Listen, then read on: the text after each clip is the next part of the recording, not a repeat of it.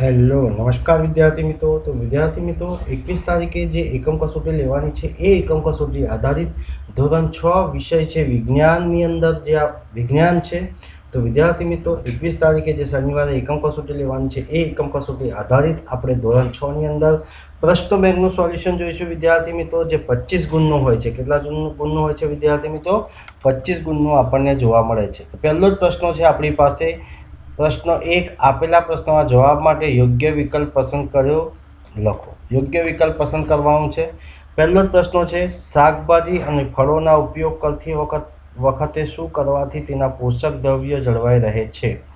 તો જવાબ છે વિદ્યાર્થી મિત્રો, આપણી આ પાસે ઓપ્શન A, B, C અને D માંથી ઓપ્શન C છે, ધોયા પછી કાપવાથી. બરાબર છે, ધોયા પછી અને કાપવાથી તેના પોષક દ્રવ્યો જળવાઈ રહે છે. બીજો પ્રશ્ન છે આપણી પાસે, કેટલીક ધાતુઓ લાંબા ગાળે ચમક ગુમાવી દે છે અને ઝાંખી દેખાય છે, તેનું કારણ શું છે? તો જવાબ છે વિદ્યાર્થી મિત્રો, ધાતુ પર હવા અને ભેજની પ્રક્રિયા થવાથી. બરાબર છે. ત્યારબાદ વિદ્યાર્થી મિત્રો આપણી પાસે છે ત્રીજા નંબરનો પ્રશ્ન. પ્રશ્નો 3, એકબીજામાં ના ભળી શકે તેવા બે પ્રવાહીઓનું મિશ્રણ નીચે પૈકી કયું છે? તો એકબીજામાં ના ભળી શકે તેવા બે પ્રવાહીઓનું મિશ્રણ નીચે પૈકી પાણી અને કેરોસીન છે. પાણી અને કેરોસીન એકબીજાની અંદર મિશ્રણ થઈ શકે નહીં. ત્યારબાદ ચોથો પ્રશ્ન છે, વિટામિન સીનો સ્ત્રોત નીચેમાંથી કયો છે? ભાઈ, વિટામિન સીનો સ્ત્રોત એટલે કે વિટામિન સી શામાંથી મળે છે? તો આમળા અને લીંબુ, જે ખાટી વસ્તુ જે છે વિદ્યાર્થી મિત્રો, એમાંથી આપણને શું મળે છે? વિટામિન સી મળે છે. એટલે ઓપ્શન A અને B એટલે કે સાચો ઓપ્શન છે D મળે છે. પાંચમો પ્રશ્ન છે, અનાજમાંથી કાંકરા દૂર કરવા માટે કઈ પદ્ધતિનો ઉપયોગ થાય છે? તો જવાબ છે વિદ્યાર્થી મિત્રો, વીણવું પદ્ધતિનો ઉપયોગ થાય છે. એટલે ઓપ્શન B સાચો છે. ત્યારબાદ વિદ્યાર્થી મિત્રો પ્રશ્ન નંબર 2 છે, નીચેના વિધાન ખરા છે કે ખોટા તે જણાવો. તો પહેલો જ પ્રશ્ન છે આપણી પાસે, ખાટા ફળોમાં વિટામિન B રહેલું છે. તો આપેલું વિધાન કેવું છે? ખોટું છે. બીજો પ્રશ્ન છે, પાણીમાં ઓગળેલા નાઇટ્રોજન વાયુ પાણીમાં રહેતા જીવો માટે મહત્વનો છે. તો આપેલું વિધાન કેવું છે? બિલકુલ ખોટું છે. ત્રીજો પ્રશ્ન છે, દરિયાના પાણીમાં ઘણા ક્ષાર આવેલા છે. તો આપેલું વિધાન કેવું છે? સાચું છે. દરિયાના પાણીમાં ઘણા બધા ક્ષારો આવેલા હોય છે. ચોથો પ્રશ્ન છે, આપણી આજુબાજુના પદાર્થો ભિન્ન ઘટકોથી બનેલો હોય છે. તો આપેલું વિધાન કેવું છે? સાચું છે. આપણી આજુબાજુના જે પદાર્થ છે અલગ અલગ પ્રકારના ઘટકોથી બનેલો હોય છે. તો આપેલું વિધાન બિલકુલ સાચું છે. પાંચમો પ્રશ્ન છે, રેતી અને લાકડાના વહેરના મિશ્રણને ઉપનવાની ક્રિયા દ્વારા અલગ કરી શકાય છે. તો આપેલું વિધાન કેવું છે? બિલકુલ સાચું છે. ત્યારબાદ વિદ્યાર્થી મિત્રો આપણી પાસે આવે છે પ્રશ્નો 3. પ્રશ્નો 3 ની અંદર શું કીધું છે? ખાલી જગ્યા પૂરો. કેટલા ગુણના છે? 5 ગુણના પ્રશ્નો આપણને જોવા મળે છે. તો સૌથી પહેલા છે, આપના આહારમાં શરીર માટે રહેલા જરૂરી આવશ્યક ઘટકોને પોષક દ્રવ્યો કહે છે. તો જવાબ છે પોષક દ્રવ્યો કહે છે. બીજો પ્રશ્ન છે, ખાલી જગ્યા પદાર્થોમાંથી વસ્તુઓને આરપાર જોઈ શકાય છે. તો કયા પદાર્થોમાંથી? પારદર્શક પદાર્થોમાંથી વસ્તુઓને આરપાર જોઈ શકાય છે. ત્રીજો પ્રશ્ન છે, પાણીની વરાળનું તેની પ્રવાહી સ્વરૂપમાં રૂપાંતર થવાની ક્રિયાને ખાલી જગ્યા કહે છે. તો શું કહે છે? ઘનીભવન કહે છે. ચોથો પ્રશ્ન છે, ખાલી જગ્યા મુખ્યત્વે આપણા શરીરને શક્તિ પ્રદાન કરે છે. તો કાર્બોદિત મુખ્યત્વે આપણા શરીરને શક્તિ પ્રદાન કરે છે. પાંચમો પ્રશ્ન છે, કોઈ વસ્તુને બનાવવા માટે પદાર્થની પસંદગી તે પદાર્થના ખાલી જગ્યા અને ખાલી જગ્યાના હેતુ પર આધારિત છે. તો ગુણધર્મ અને ઉપયોગોના હેતુ ઉપર આધારિત છે. ત્યારબાદ વિદ્યાર્થી મિત્રો આપણી પાસે છે પ્રશ્નો નંબર 4. પ્રશ્નો નંબર 4 ની અંદર કીધું છે આપણને કે નીચેના પ્રશ્નોના ઉત્તર 1-2 વાક્યમાં લખો. તો પહેલો જ પ્રશ્ન છે, આહારના મુખ્ય પોષક દ્રવ્ય ઘટકો કયા કયા છે? તો જવાબ છે વિદ્યાર્થી મિત્રો, આહારના મુખ્ય પોષક દ્રવ્ય ઘટકો કાર્બોદિત, પ્રોટીન, ચરબી, વિટામિન અને ખનિજ ક્ષારો છે. બીજો પ્રશ્ન છે, પારદર્શક પદાર્થ એટલે શું? તો જે પદાર્થમાંથી વસ્તુઓને આરપાર જોઈ શકાય તેને પારદર્શક પદાર્થ કહે છે. શું કહે છે? પારદર્શક પદાર્થ કહે છે. ત્રીજો પ્રશ્ન છે, કોઈ પણ પદાર્થનો ઉપયોગ કરતા પહેલા આપણે શું કરીએ છીએ? તો કોઈ પણ પદાર્થનો ઉપયોગ કરતા પહેલા આપણે તેમાં રહેલા નુકસાનકારક કે બિન ઉપયોગી પદાર્થને અલગ કરીએ છીએ. ચોથો પ્રશ્ન છે, ત્રુટિજન્ય રોગ એટલે શું? તો જવાબ છે વિદ્યાર્થી મિત્રો, આહારમાં એક કે વધુ પોષક દ્રવ્યની ઉણપ લાંબા સમય સુધી રહેવાથી જે ખામી કે રોગ થાય છે તેને ત્રુટિજન્ય રોગ કહે છે. પાંચમો પ્રશ્ન છે, તમારા ઘરમાં હોય તેવા લાકડાની વસ્તુઓના નામ આપો. તો જવાબ છે વિદ્યાર્થી મિત્રો, આપના ઘરમાં હોય તેવી લાકડાની વસ્તુઓના નામ સોફા સેટ, ખુરશી, ડાઇનિંગ ટેબલ, પલંગ, લાકડાના ફોટો ફ્રેમ. છઠ્ઠો પ્રશ્ન છે, જ્યારે વરાળનો સંપર્ક બરફવાળી ઠંડી પ્લેટ સાથે થાય છે ત્યારે શું થાય છે?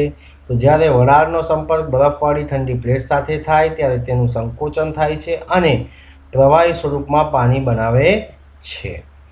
ત્યારબાદ વિદ્યાર્થી મિત્રો, 7મા નંબરનો પ્રશ્ન છે, ઉપનવાની ક્રિયામાં શું કરવામાં આવે છે? તો ઉપનવાની ક્રિયામાં ભારે અને હલકા ઘટકોને પવન વડે ફૂંકતા હવા વડે અલગ કરવામાં આવે છે. ત્યારબાદ વિદ્યાર્થી મિત્રો, નેક્સ્ટ પ્રશ્ન છે પ્રશ્ન નંબર 8, વિટામિન એનું કાર્ય શું છે? તો ભાઈ વિટામિન એ આંખો તથા ત્વચાને તંદુરસ્ત રાખવાનું કાર્ય છે. 9મો પ્રશ્ન છે, સમતોલ આહારની વ્યાખ્યા આપો. તો જે આહારમાંથી બધા પોષક દ્રવ્યો આવશ્યક માત્રામાં મળી રહે તે આહારને સમતોલ આહાર કહે છે. ત્યારબાદ વિદ્યાર્થી મિત્રો, આપણી પાસે આવે છે પ્રશ્ન નંબર 5. પ્રશ્ન નંબર 5ની અંદર કીધું છે, નીચે આપેલા પ્રશ્નોના ઉત્તર કોઈ પણ 2 લખો. 4 ગુણના છે, એટલે કે 2 પ્રશ્નો લખવાના છે. પ્રત્યેકના કેટલા ગુણ છે? 2 ગુણ છે. પહેલો પ્રશ્ન છે, કયા ખાદ્ય પદાર્થમાંથી આપને કાર્બોદિત મળે છે? તો ઘઉં, ચોખા, બાજરી, મકઈ જેવા ધાન્યમાંથી, બટાટા અને શક્કરિયા જેવા કંદમૂળમાંથી, શેરડી, ગોળ, મધ જેવા ગળ્યા પદાર્થોમાંથી તથા ચીકુ, કેળા, સફરજન જેવા ગળ્યા પદાર્થોમાંથી કાર્બોદિત મળે છે. ત્યારબાદ વિદ્યાર્થી મિત્રો, બીજા નંબરનો પ્રશ્ન છે આપણી પાસે. બીજા નંબરના પ્રશ્નોની અંદર આપણને કીધું છે કે રસોઈના વાસણો બનાવવા કયા લાકડાનો ઉપયોગ શા માટે થઈ શકે નહીં? તો જવાબ છે વિદ્યાર્થી મિત્રો, રસોઈના વાસણો બનાવવા માટે રસોઈના વાસણોમાં રસોઈ કરવા વાસણોને ગેસ પર ગરમ કરવા પડે છે. રસોઈના વાસણો લાકડાના બનેલા હોય તેથી ગેસ પર ગરમ કરતાં તે સળગી જાય છે. આથી લાકડાના વાસણમાં રસોઈ થઈ શકે નહીં. તેથી રસોઈના વાસણો બનાવવા લાકડાનો ઉપયોગ થઈ શકે નહીં. ત્યારબાદ વિદ્યાર્થી મિત્રો, આપણી પાસે ત્રીજા નંબરનો પ્રશ્ન છે, દરિયાના પાણીમાંથી શુદ્ધ પાણી કેવી રીતે મેળવવામાં આવે છે? તો જવાબ છે વિદ્યાર્થી મિત્રો, દરિયાના પાણીને બંધ પાત્રમાં બાષ્પીભવન કે ઉકાળીને વરાળમાં રૂપાંતર કરવામાં આવે છે. આ વરાળને નળી દ્વારા ઠરક નળીમાં લઈ જતી ઠંડી પાડવામાં આવે છે. આથી પાણીની વરાળનું ઘનીભવન થતાં પાણીમાં રૂપાંતર થાય છે. આ પાણીને નિસ્યંદિત પાણી કહે છે. તે સ્વાદરહિત તદ્દન શુદ્ધ પાણી છે. આ ક્રિયાને નિસ્યંદિત ક્રિયા કહે છે. આ રીતે દરિયાના ખારા પાણીને પીવાલાયક બનાવી શકાય છે. ત્યારબાદ વિદ્યાર્થી મિત્રો, નેક્સ્ટ પ્રશ્ન છે આપણી પાસે. ચોથા નંબરનો પ્રશ્ન છે, અનાજને સાફ કરવા કઈ પદ્ધતિનો ઉપયોગ થાય છે? તો જવાબ છે, અનાજને સાફ કરવા નીચેની પદ્ધતિનો ઉપયોગ થાય છે. પહેલું, પવનમાં અનાજને સુપડા વડે ઉપનવામાં આવે છે. આથી તેમાંથી ફોતરા અને હલકા કચરો પવનના લીધે દૂર થાય છે. બીજો પ્રશ્ન છે, પછી અનાજને ચળણી કે મોટા ચાળણા વડે ચાળવામાં આવે છે. આથી અનાજમાંથી ઝીણા કાંકરા તેમજ નાના કદના અનાજના દાણા દૂર થાય છે. પછી અનાજમાંથી કાંકરા હાથ વડે વીણીને દૂર કરવામાં આવે છે. આ રીતે અનાજ સાફ થાય છે. ત્યારબાદ વિદ્યાર્થી મિત્રો, આપણી પાસે છે નેક્સ્ટ પ્રશ્નો છે. પ્રશ્ન નંબર 5, તમે જાણતા હોય તેવી પાણી પર તરતી વસ્તુઓની યાદી બનાવો. તપાસ કરીને જુઓ કે શું તે તેલ તથા કેરોસીન પર તરે છે. તો જવાબ છે વિદ્યાર્થી મિત્રો પાણી પર તરતી વસ્તુઓ, બરફ, લાકડું, પિત્તળ, વાડકી, કાગળની હોડી, પોચા લાકડાનું બૂચ, સોડિયમ, સફરજન, પેટ્રોલ. ઉપરની વસ્તુઓ પદાર્થ કે તેલ તથા કેરોસીન પર તરતી વસ્તુઓના નામ જોઈએ વિદ્યાર્થી મિત્રો. તો પહેલું લાકડું, બીજું પિત્તળની વાડકી, ત્રીજું કાગળની હોડી, ચોથું પોચા લાકડાનું બૂચ, પાંચમું સફરજન અને છઠ્ઠું પેટ્રોલ. ત્યારબાદ વિદ્યાર્થી મિત્રો 6થા નંબરનો પ્રશ્ન છે પાચક રેસાનું આપણા શરીરમાં મહત્વ જણાવો. તો પાચક રેસાના આપણા શરીરને કોઈપણ પોષક દ્રવ્ય પ્રદાન નથી કરતા, છતાં પણ તે ભોજનનો આવશ્યક ઘટક છે અને તેથી તેના જથ્થાને વધારી દે છે. રેસાઓ અપાચિત ખોરાકને આપણા શરીરમાંથી બહાર કાઢવામાં મદદ કરે છે.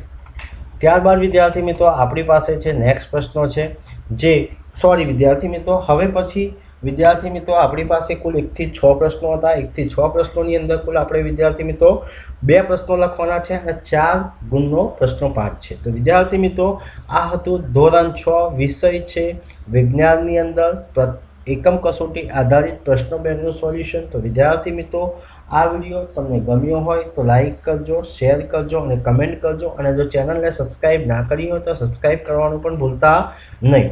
અને 21 તારીખે એકમ કસોટીના પ્રશ્ન બેંકનો સોલ્યુશન તમારા માટે ખૂબ જ ઉપયોગી થાય એ માટે તમારા માટે ખૂબ જ બેસ્ટ ઓફ લક. જય હિન્દ, જય ભારત.